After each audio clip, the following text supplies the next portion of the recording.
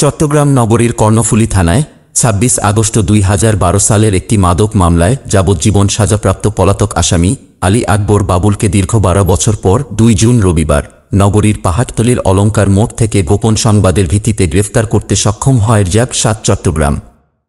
RAB ৭ সূত্রে জানা যায়, গ্রেফতারকৃত আসামি জিজ্ঞাসাবাদে জানায় সে এবং দীর্ঘদিন কারাবাসের পর জামিনে বের হয়ে বিগত ২৬ আগস্ট ২০১২ সালে চট্টগ্রাম নগরীর কর্ণফুলী থানা পুলিশ কর্তৃক মসজিদটেক ৩ রাস্তা মোড় এলাকায় ৯৫ বোতল ফেন্সিডিল সহ গ্রেফতার হয় এবং দীর্ঘদিন কারাবাসের পর জামিনে বের হয়ে আইনশৃঙ্খলা বাহিনীর হাত থেকে গ্রেফতার এড়াতে দীর্ঘদিন চট্টগ্রাম জেলা নগরীর বিভিন্ন জায়গায় ছদ্মবেশে আত্মগোপনে ছিল।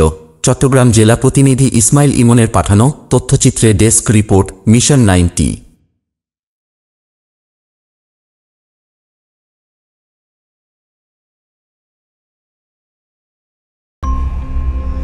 মিশন 90 সংবাদের পিছনে নয়, ভিতরে ছুটি।